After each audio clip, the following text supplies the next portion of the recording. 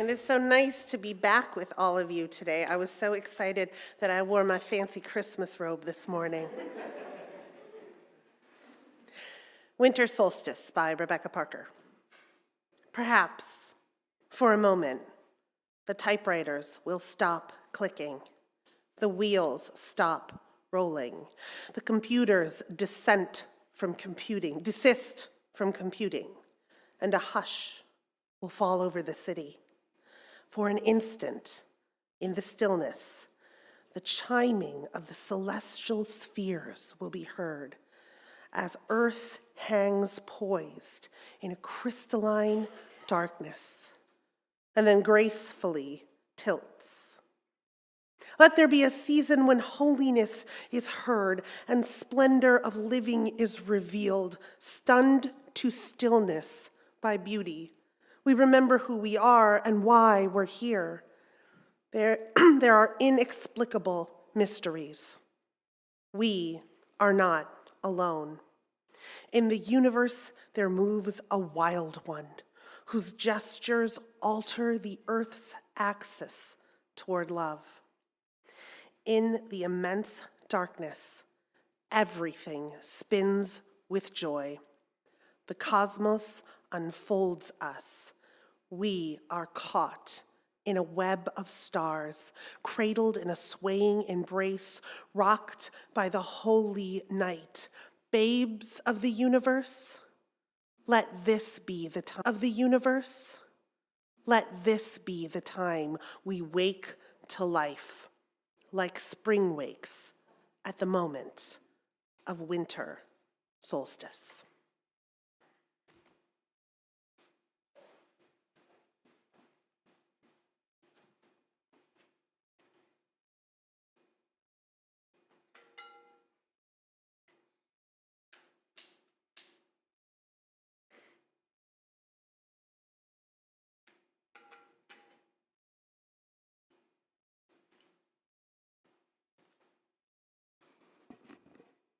We bid you welcome.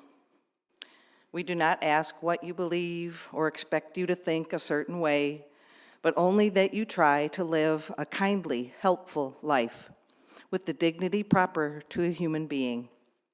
Welcome all who believe that religion is wider than any sect and deeper than any set of opinions. Welcome all who might find in our friendship strength and encouragement for daily living. Good morning, and welcome to the Universalist Unitarian Church of Farmington. My name is Ellen Greenya, and I've been a member of UUCF for 3 years. I help volunteer in many areas, including Sunday service, choir, sound technician, bursar, chalice circle, building grounds, etc. For this morning, we're fortunate to have guest speaker, Reverend Julie Brock, back with us. I will tell you a little more about her later in the service. I'd like to extend a special welcome to any visitors today. After the service, we invite you to gather in Adams Hall for coffee hour. When in the meeting house, we are observing COVID precautions and wearing masks regardless of vaccination status. Religious education classes are usually held in the RE classrooms during the service, but today we have a message for all ages, and the children, tweens, and teens have been encouraged to join for some or all of the service. Joys and sorrows can be shared later in the service after the offering. You can come to the microphone, fill out a blue card found in the pews, or text the phone number listed on page 2 of the order of service. Please join me in stating our mission. We seek answers everywhere, include everyone, and live with compassion. Do we have some announcements this morning?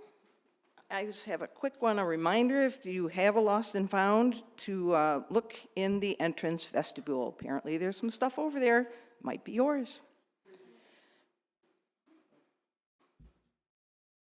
Good morning, everyone. I'm Joan Daly, chair of Daytimers, and we will be having a Daytimers meeting on Thursday at noon where you bring your own lunch and beverage.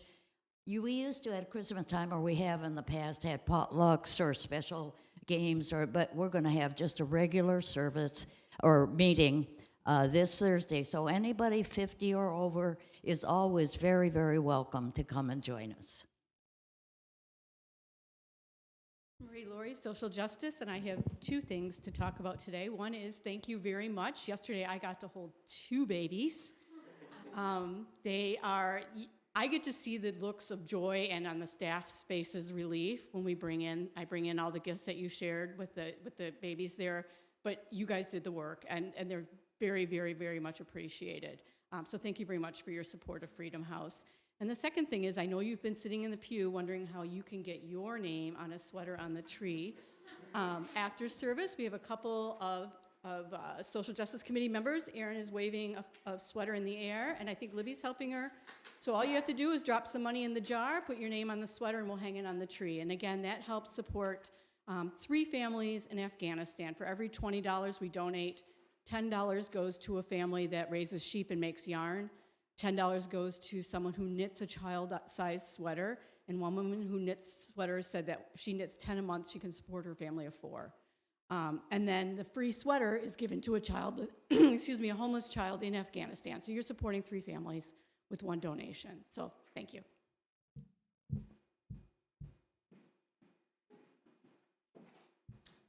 My name is Hope, and I want to invite you all to our holiday party next Sunday after service. We will provide the food, and we are asking you all to bring a dessert dish, a batch of cookies for our cookie potluck or whatever holiday dessert you like. If you have any questions, please find me after service. And we are also having, not this Tuesday, but the Tuesday afterwards, is our chalice circles in the Marge Brown room. Thank you so much.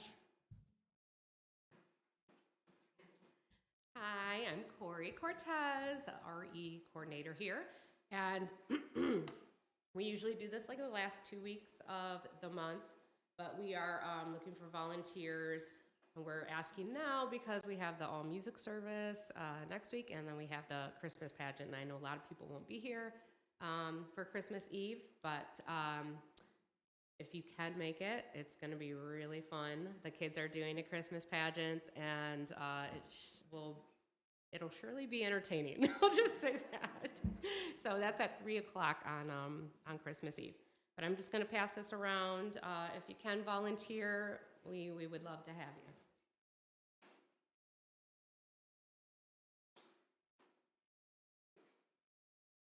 All righty. Please check the UUCF website or emails for other announcements about upcoming events. Please rise in body or spirit for our first hymn, number 244, It Came Upon a Midnight Clear. We will sing all 4 verses.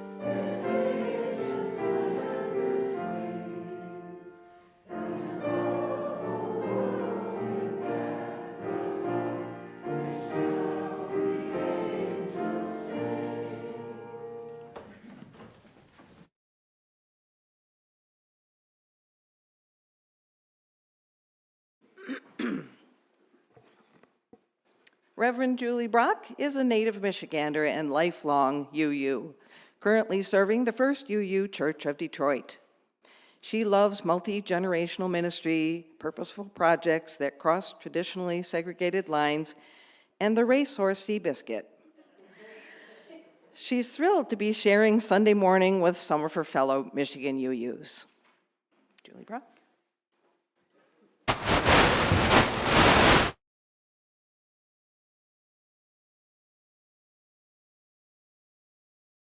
Who want to come on up to hear a story for all ages.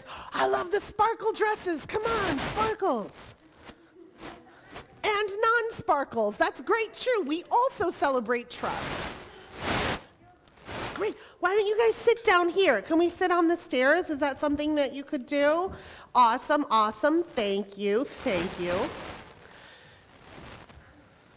And if we need, I can change the microphones, but I'm going to keep going and let y'all figure that out.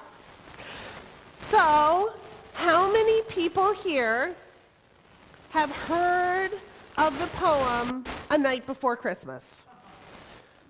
That's right. We've heard this poem before. Okay, so can you name some people that show up in The Night Before Christmas? I'm sorry? Santa Claus shows up in The Night Before Christmas. And who does Santa Claus bring with him? The reindeer. All right.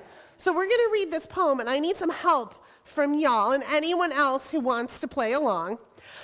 I'm going to need y'all to be my reindeer. How does that sound? Okay. You want to be Dasher? Dasher, Dancer, Comet, Vixen? Yes? Okay, the rest of you, pick a reindeer name.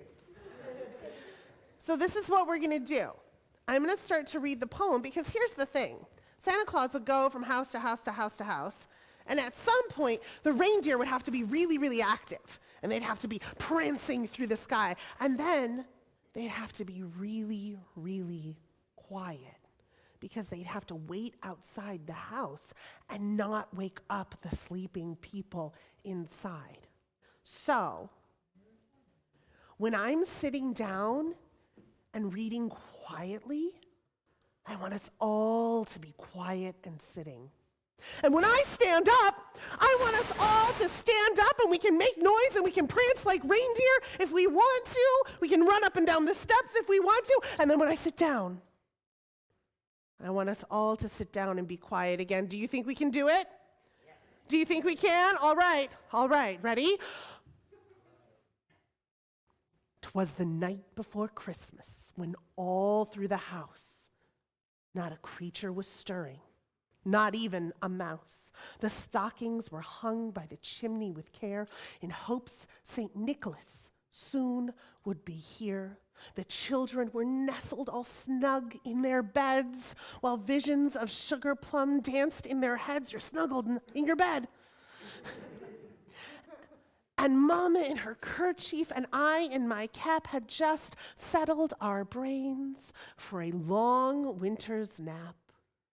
When out of the lawn arose such a clatter, I sprang from my bed to see what was the matter. Away to the window I flew like a dash, tore open the shutters, threw open the snash.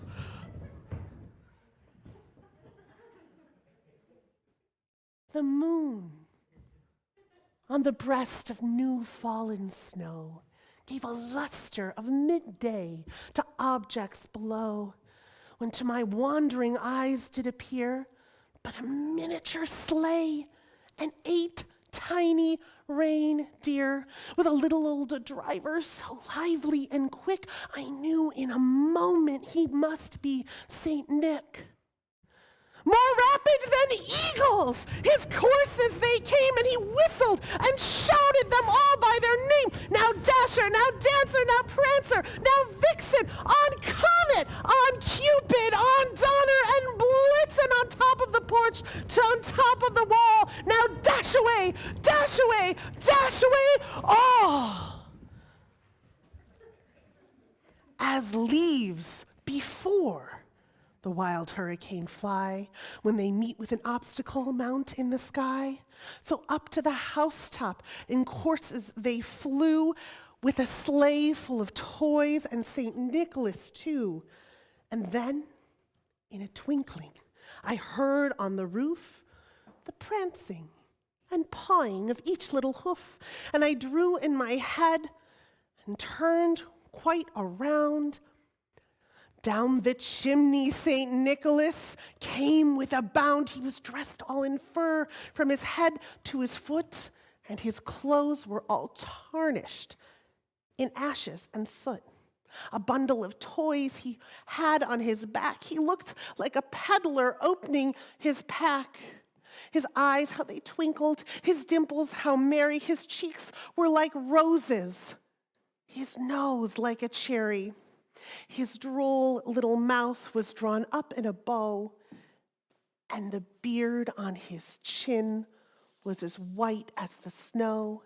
The stump of his pipe he held tight in his teeth, and the smoke it encircled his head like a wreath. He had a broad face and a round little belly that shook when he laughed like a bowl full of jelly. He was chubby and plump, a right jolly old elf, and I laughed when I saw him in spite of myself. A wink of his eye and a twist of his head soon gave me to know I had nothing to dread. He spoke not a word, but went straight to his work and filled all the stockings, then turned with a jerk. And laying his finger on the side of his nose, he gave me a nod, and up the chimney he rose. He sprang to his sleigh to give his team a whistle, but I heard, and away he flew like the down of a thistle. But I heard him exclaim as he drove out of sight, "Merry Christmas to all, and to all a good night." I hope that you all have a wonderful time in your classes. Thank you for being my reindeer to help me get through that poem. Thank you.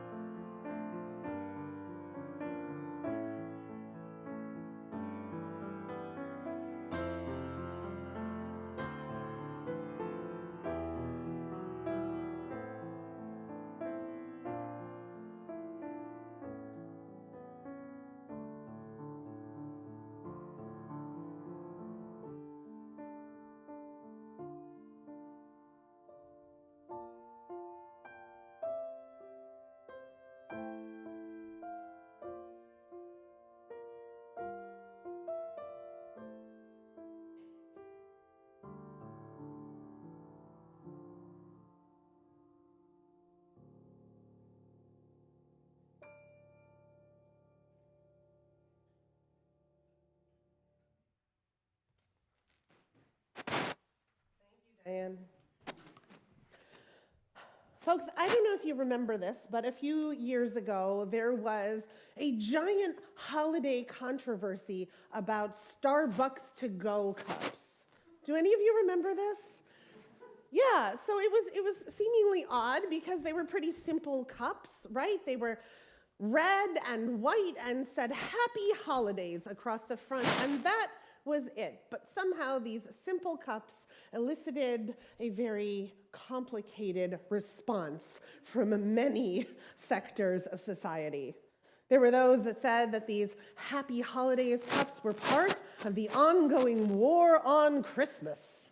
You shouldn't be able to say happy holidays in this country that had for generations from wall to wall celebrated Christmas, that we wanted to continue to embrace Christmas as being about the birth of Jesus, not the rest of the holidays, not all these strange cups. We did not want a secular, multicultural bonanza during the worship or during the season. We wanted Christmas. And these folks found strange agreement from a section of society that don't always agree with them. There were folks.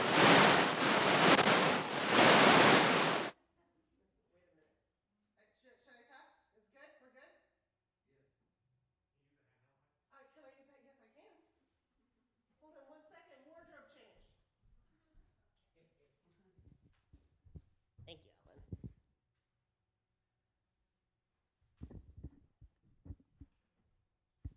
Is it on? All right. There were folks on the liberal left who quite agreed that Starbucks should have nothing to do with the celebration of Christmas. Now, they thought that secular multicultural bonanzas were just fine. However, it seemed to them that the spirit of the holiday had become corrupted and commercialized. Starbucks was trying to sell you coffee using the holidays. They thought it was absolutely fine for the Christians to celebrate Christmas in their churches and the Jewish folks to celebrate Hanukkah in their temples and the Unitarians to celebrate Chalukah wherever they did that. But they didn't think that the entire wide culture should be using the holiday as an excuse to get us to buy trees and tinsel and coffee and everything else under the sun, that it had become too commercialized, too much about consumerism. And I think it's interesting that at this moment, I was in seminary taking every religious history course that I could, because they were usually just a bunch of good stories over and over again. And so folks in the wider culture were complaining that Christmas had been co-opted by the powers that be to use for their own means and ends. And I was learning that the history of Christmas was that that's how it originated. Christmas became an official Christian holiday in the 4th century AD, not long after the Roman Empire had converted to Christianity. So Constantine declared that everyone in the Roman Empire was now a Christian. But suddenly Pope Julius was still looking around and seeing all of these pagan people going out to their winter festivals and celebrating their Yule and their Saturnalia and their feast to Poseidon. And it didn't seem very Christian to him. But he knew that if he said, "I will bring the might of the Roman Empire down against you and shut down your midwinter festivals," that wasn't going to go so well. See, these happy pagans, they were mostly happy to let Rome do whatever they wanted as long as they could still keep feasting in midwinter. So Julius looked around. He's a smart guy. He looked around, and the other thing about Julius, he was on the side of the Christian controversy that decided whether Jesus was divine and the same substance as not. He was on the side of the Unitarians. He didn't actually think Jesus was the Son of God. He didn't talk about it that much publicly, but he agreed with our theological ancestors. So he also didn't so much mind a multicultural bonanza, but he had to keep up appearances that the Roman Empire was Christian. So he looked around and he saw that the actual practicing Christians, the people that chose to practice Christianity during the day, were also taking part in these big festivals. Because if your entire town is going to feast and dance around bonfires for days at a time, you're going to join in. And he said, why are you guys feasting and dancing around bonfires, Christians? And they were like, gotta celebrate Jesus' birth sometime. Why not do it when the rest of the people are celebrating? And he said, that is brilliant. I declare here henceforth that Jesus was born on December 25th. Jesus was born on December 25th, and you all can continue your feasting and festivals so long as you are doing it in the name of Jesus' birth. And these already polytheistic people were like, wait, we can avoid a whole bunch of controversy if we add one more deity to the table. Raise a cup to baby Jesus. And Christmas was born. It was something co-opted by the powers that be to use for their personal ends and means that had actually very little to do with celebrating the birth of baby Jesus. And here's the thing, Julius was so smart in doing this. He was so smart in doing this because those midwinter festivals, they did so much more than celebrate religion. They were a way to make sure that people could make it through the darkest months of the year. Those that were suffering most, that were empty both in belly and in spirit, they were the ones that were centered during these festivals. There would be these plays that they would put on, and the town would elect a king and a queen, or like a holly king and an oak king, and they would put them in the center and dance around them and laden them with gifts of wheat and lard and apples. And there was a social contract that the people that would be chosen to receive these gifts would always be the people that were struggling the most. And they would take the wheat and the lard and the apples and the joy, and they'd pack them away so that they could make it through the dark season. There was more to these festivals than just a good time. And these traditions around Christmas carried through into colonial America. Christmas at the beginning of this country looked a whole lot more like Roman Bacchanalia than it does a Dickensian village. People were in the streets having fun. They still did mummers' plays. A lot of the explicit paganness had gone away. It was now assumed that we were actually ostensibly celebrating Jesus, but we still had Yule logs to be burned for the warmth of all. Yule is not a Christian thing. We still brought in the evergreens from the outside in Germanic pagan heritage ways. And we still had a whole lot of raucous fun. There were mummers' plays performed in the middle of the village with, again, a king and gifts being laden on those who needed them the most. And people would go wassailing. Now, when I think of wassailing, I think of, people in their muffs with their hands held like this, singing a beautiful 4-part harmony. Do you know what wassailing means? Do you know the definition of the word wassail? It is to loudly and drunkenly enjoy yourself in public. That is the meaning of the word wassail. Look it up. I wonder, and people would knock on the doors of the people in wealthy neighborhoods, and they would say, "We wish you a Merry Christmas. Now give us some figgy pudding." And they would expect gifts of generosity and food, or else. And it was and the workers all had time off of work between Christmas and New Year's, and the entire village turned into a bawdy, loud mess. It was beautiful cacophony. And to me, that sounds kind of fun, actually. But you know who really didn't like it? New England Puritans. The New England Puritans did not like Christmas.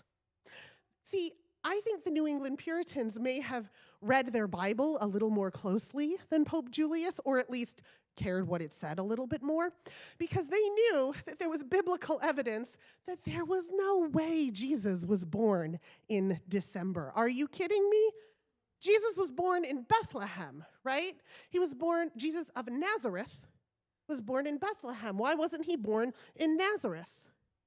Well, there was a census at the time, right? There was a census. And at that time, how people responded to a census was not to take an online survey, but they actually had to travel to their homelands. They had to travel to the place of the male in the family's birth, which was Joseph, who was from Bethlehem. There is no way a census would work if you asked all of your citizens to travel in the middle of winter. Those things were conducted in the spring and the summer months. Also, you know all those animals that were like keeping time, the ox and the lamb, out in the fields? Well, in the wintertime, the months where the weather was a little too harsh and the poachers were a little too hungry to just keep the animals out all night. It is agriculturally accurate to know that during the winter months, animals are not out grazing in the middle of the fields, wandering into barns and witnessing births. Animals are locked away. It is anthropologically true that if we are to believe the Bible stories, which is the only written evidence that we have of the birth of the figure of Jesus, he was probably born in like May, June, or July, most likely. And so the Puritans were like, there is no biblical reason that we are celebrating this. And there is no cultural reason, it seems, that we should be behaving this way. Certainly not in the name of little baby Jesus. And the next time somebody tells you that we have a war on Christmas now, you should tell them about Puritan New England. There were masses in the streets and preachers in the pulpit locked all night in congregations with their church members, talk about a candlelight service, preaching on the ills of Christmas, on the sin of Christmas, on the unacceptability and unchristianness of practicing Christmas. In fact,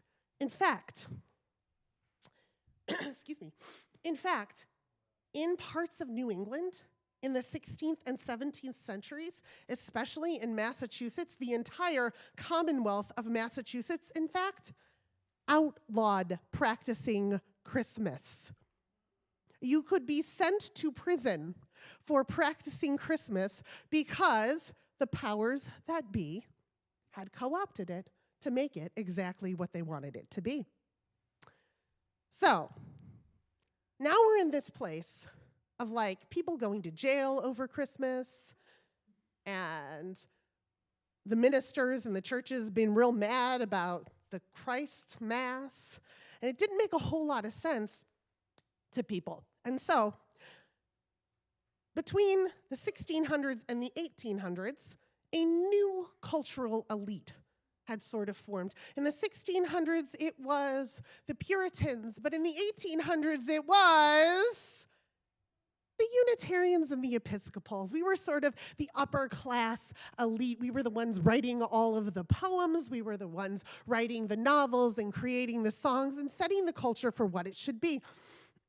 A lot of people with Unitarian ideals were amongst the founding fathers. And so there began to be this sort of discussion about like, okay, can we preserve Christmas? Because it seems kind of culturally important to some people. It seems fiscally important that we do some sort of transfer of wealth during the difficult, dark months when people are struggling to survive. And honestly, we don't really mind a secular multicultural bonanza. So how can we preserve this idea of Christmas? The person, in fact, that led the charge for this conversation was ostensible Unitarian Ben Franklin. People started talking, okay, so the thing that we can't handle, there's nothing really wrong with celebrating Christmas for us, the cultural elites, the Unitarians. But the thing that we can't handle is people knocking on our doors and inviting themselves in our house and singing us a couple songs and taking all of our candlesticks. Like, that is too much chaos and cacophony for us. And by us, I mean, so the title of this sermon is How the Unitarians Stole Christmas. But it really ought to be how the Unitarians and the Episcopals stole Christmas. They were the same kind of cultural elite back then. The Episcopals had better ritual. We had longer sermons. They had some ideas about the Trinity that we didn't agree with. But culturally, we were pretty much the same. We all got along. In fact, the oldest church, the oldest Unitarian church in the United States, King's Chapel in Boston, is called King's Chapel, the Unitarian Anglican Church. And Anglican and Episcopal are pretty much the same thing. Anglican is the British word for Episcopal. So we had these cultural elites of Unitarians and Episcopals, mostly ministers. Church ruled the day back then. How times have changed. And we had these cultural elites that were like, how can we make Christmas okay again? What if we, the cultural elites, what if we, the people that sort of bend the culture, stopped having a focus on joy to the world and decking the halls? And what if instead we made Christmas about silence and stillness and peace? And suddenly, the hymns all changed. Peace on the earth, goodwill to men. The earth in silent stillness lay to hear the angels sing. Written by a Unitarian minister at the time. Silent night, holy night. All is calm and all is bright. Plucked from obscurity, translated to English and popularized by an Episcopalian minister at the time. And how about this one? 'Twas the night before Christmas, when all through the house not a creature was stirring, not even a mouse. Written by Episcopalian minister Clement Clark Moore. I don't know how intentional this was. I don't know if people all got together and had discussions and say, okay, Clement, you go do this. Okay, you write that. But there was an intentional conversation, as read through pamphlets written at the time, about changing the culture, and suddenly this started to happen. One of the crowning achievements at the time was the popularization of the Christmas tree. Do you know Christmas trees in America are our fault? That's right. There was a man, and I know what you're thinking. Okay, yeah, but the Germans had been bringing their evergreens inside forever, and Prince Albert over in England brought a whole tree inside in the 1940s. It's true, he had Germanic heritage. But there was a man named Charles Follen, a minister in New England, who was a Unitarian minister, and he was having trouble with his kids running out during the Bacchanalia in Christmas. So he went out and chopped down an entire tree, not just like boughs that he lined his fireplace with. He chopped down an entire tree and put everything shiny on it he could find in the house, and then lit candles and put actual lit candles in the boughs of the tree. And the kids were like, whoa. It was like the same reaction as having a personal tablet today. And the reason that we know about this, the reason that we know that this was the first popularized Christmas tree, who knows if his neighbor had been doing it for years, but we know that this was popularized because it was written up in Ladies' Godey Journal, the predecessor to Ladies' Home Journal, as a great way to keep your kids indoors and quiet during the raucous Christmas season. Okay, but they were missing something, right? There were people out in the streets not only because it was fun and traditional, but because they needed help. because they needed warmth from the fires and food from the plays. And without that transfer of wealth, we were not going to be able to get people to play ball with the whole calm and quiet part, right? So, with our Protestant work ethic in mind, we said, what if instead giving everyone the day off between Christmas and New Year's, we told them they could keep working and we would give them a huge Christmas bonus. We would give everyone a huge Christmas bonus and make things kind of like lighter work for the holiday season. And they thought, that's great, but also, if everybody just knows this Christmas bonus is coming, yeah, some of the workers will be out in the street, will be off the streets, but the kids will still be just running around, Christmas tree or no, not everyone can afford one. And this made Clement Clark Moore think about a story that he had heard. A story that he had heard about a Turkish cardinal, St. Nicholas. A Turkish cardinal named St. Nicholas who was very wealthy. St. Nicholas came from a very wealthy family, but he liked to live an aesthetic life. He didn't want everyone to know about his wealth, but he also felt compelled to share his wealth. So in the deep, dark, midwinter months in Turkey, St. Nicholas would sneak around at night in his red cardinal robes and leave gifts. Sometimes they would be handcrafted, wooden, whittled things for the children, but sometimes he would full-on throw bags of gold into any area of the house that he could get to. An open, cracked window, a doorway that was slightly ajar, or sometimes an unused fireplace chimney. And so Clement Clark Moore remembered these stories of St. Nicholas, and he said, okay, I'm going to write about that. I'm going to write that up. And then the culture said, yeah. And tell the kids that he can see you all the time when you're sleeping or when you're awake. And he knows when you've been bad or good. He knows when you've been bad or good. So be good for goodness sake or for the sake of getting all these presents. So the kids can stay inside with their Christmas trees and everything can be calm and bright and sweet and silent. And once again, the wider culture co-opted Christmas to make it exactly what they needed it to be. And normally I have issues with this, right? Normally I don't want the wider culture to take something traditional and change it for their own needs, especially to make it super commercial. But at the time that this was all happening, this was also the time that Christmas charity drives started up. This was the time when people really started thinking about how do we give people what they need to get through the holiday so that they don't have Bacchanalia in the street. And while I might personally not mind a little more Bacchanalia back in Christmas, I do think it's okay that we put in the culture ways to sustain peace and light and hope and the transfer of wealth that included story and ritual and tradition. I think that's kind of okay.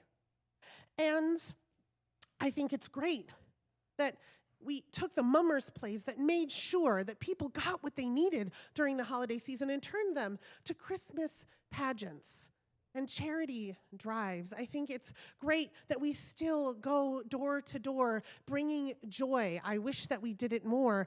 And song. I think it's wonderful that we still tell these old stories about jolly elves giving and having hope and wonder of the season. So maybe as we go through our next few weeks and we see the beautiful lights and decorations, we can remember that their original purpose was to bring young wonder to young ones.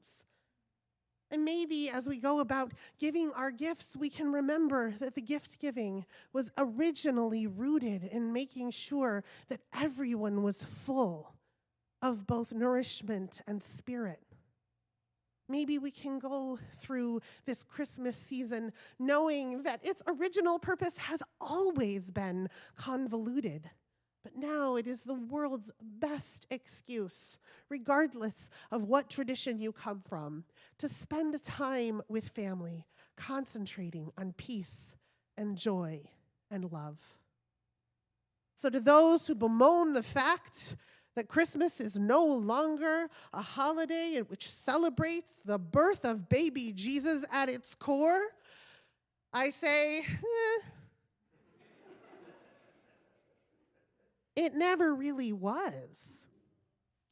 And to us Unitarian types who bemoan the fact that Christmas has become consumerized and commercialized, where it's used to try to get us to buy trees and tinsels and presents, all in the name of some non-canonical character called Santa Claus. Well, I say, we have only ourselves to blame. May your holidays be merry and bright.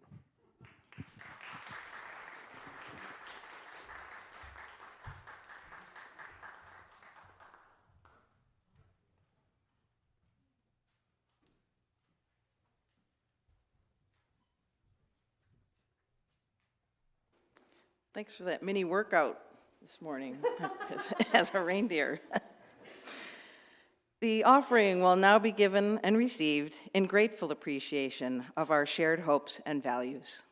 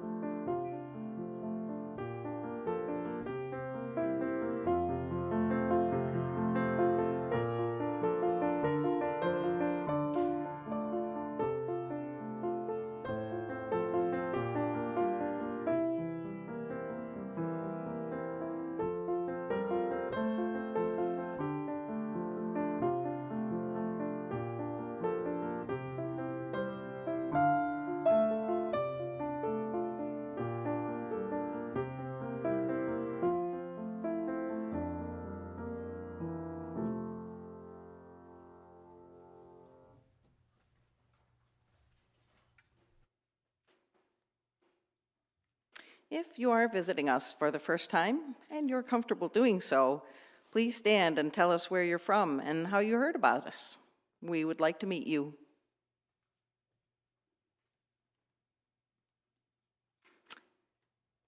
A perfect heart is one that has known love and loss, joy and sorrow.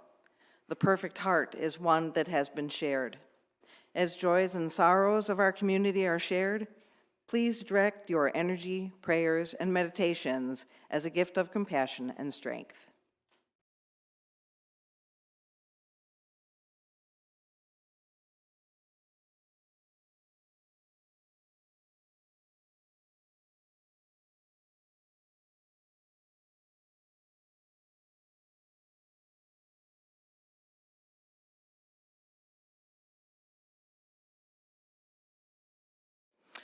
For our second hymn, please rise as you're willing and able for our second hymn. Number 253, O Come All Ye Faithful. We will sing the 3 English verses.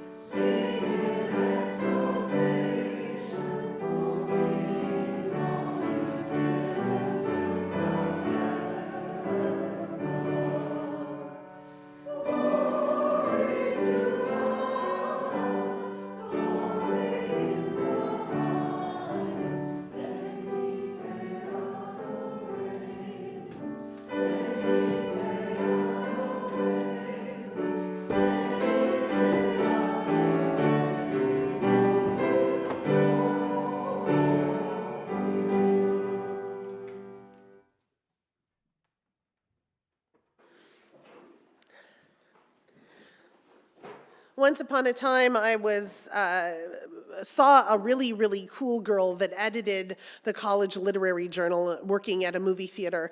And every time she would be working and taking my ticket, I would be going to see a Marvel movie. And I wanted her to think that I was so much cooler than that. I really did go see things at the Main in Royal Oak. She just didn't work there. I feel like that with you all. I feel like every time I come, I'm like, oh wait, another historical sermon. I have other tricks up my sleeve.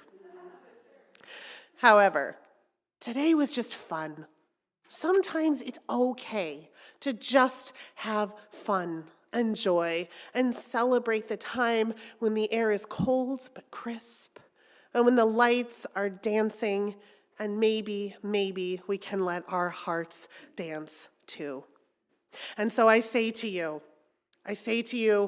come Jessica, Diane, Joan, and Ellen, with your bags of goodies and your shopping lists as quick as you can to the, I had something I was gonna do and then I was trying to remember the names. Hold on, I got this.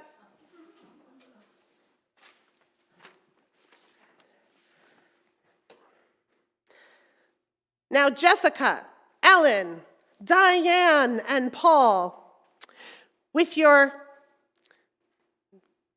goodie bags. I don't know what I was going to do. I was going to say like goodie bags and something about going to the Santas in the mall, and I didn't write it down ever, and I was going to try it just when I got here, but here's the point.